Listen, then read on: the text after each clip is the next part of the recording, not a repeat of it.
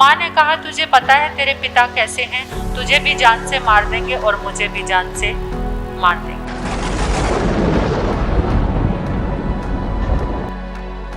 कि ऐसा एक ड्रामा हो जाए कि पिता को लगे कि बेटी मर गई है, फिर तो कुछ नहीं कहेंगे, ना तुम्हें मारेंगे और ना मुझे भी, मैं भी जैन साध्वी आराम से बन सकती हूँ।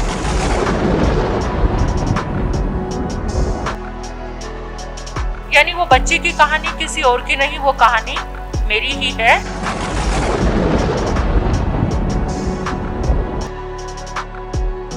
एक छोटी बच्ची 9th क्लास में पढ़ने वाली अपनी माँ के पास आई और माँ को कहने लगी, माँ मुझे जैन साध्वी बनना है। माँ ने कहा, तुमने तो कभी किसी जैन साधु को देखा भी नहीं, ये बात मन में कैसे आई? बच्ची ने कहा कि मेरी मौसी की लड़की वो साध्वी बनना चाहती है, उसके साथ मुझे बहुत प्यार है।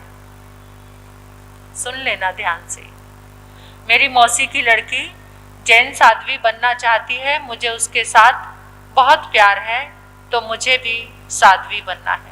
माँ ने कहा, तुझे पता है तेरे पिता कैसे हैं, तुझे भी जान से मार देंगे और मुझे भी जान से मार देंगे, वो नहीं बनने देंगे। बच्ची का दिमाग बहुत चलता था, बहुत अच्छी मेधा, प्रज्ञा बड़ी अच्छी। उसने कहा, माँ कुछ प्लानिंग कर लेते हैं कि ऐसा एक ड्रामा हो जाए कि पिता को लगे कि बेटी मर गई है, फिर तो कुछ नहीं कहेंगे, ना तुम्हें मारेंगे और ना मुझे भी, मैं भी जैन साध्वी आराम से बन सकती हूँ। माँ ने कहा, पागल है, ऐसा कभी होता है? मैंने कहा, नहीं, ध्यान से सोच कर देखो। बच्ची ने कहा कि ध्यान से सोच कर देखो कि ऐसा हो सकता है। तो पता नहीं, कहते हैं कि जो भाग्य में लिखा होता है उसको कोई टाल नहीं सकता, मार्ग वैसा ही बन जाता है, वैसी सोच, वैसा ही सब कुछ। होनहार को कोई भी टाल नहीं सकता। कुछ पूर्व जन्म के संस्कार, जो बच्ची का जन्म ब्राह्मण परिवार में, कभी भी किसी जैन साधु को देखा नहीं, किसी जैन साध्वी को देखा नहीं, कुछ भी नहीं आता, लेकिन एकदम भावना इतनी तीव्र हो गई। और क्या था संस्कार कि मौसी की बेटी के साथ बहुत प्यार था, उसके साथ ही रहना है, उसके साथ ही खाना, उसके साथ ही सोना, यानी सब कुछ बहुत प्रेम था उसके साथ, कि जो उसने करना है वही मैंने करना है। तो माँ के विचार बहुत अच्छे थे, बहुत धार्मिक थी वो, और साधु संतों से बहुत अति प्रेम था। तो माँ ने कहा कि कैसे होगा?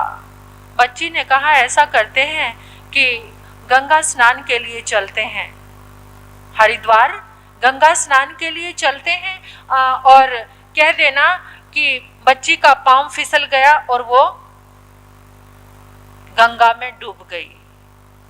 माँ ने कहा, है तो बहुत मुश्किल, लेकिन पता नहीं, जैसा होना होता है वैसे ही माँ के दिमाग में भी वो ख्याल आ गया। बेटी को अप्रिशिएट किया माँ ने इस तरीके से, ऐसा करना कोई आसान काम नहीं है। तो 9th क्लास में छुट्टियां हुई, जो गर्मी की समर वेकेशन होते हैं, उसमें कहा कि गंगा स्नान करने के लिए गए, लेकिन गए नहीं।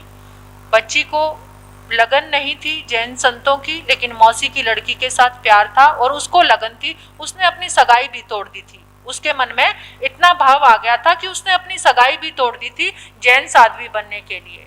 और वो जैन साध्वी, यानी वो बच्ची की कहानी किसी और की नहीं, वो कहानी मेरी ही है।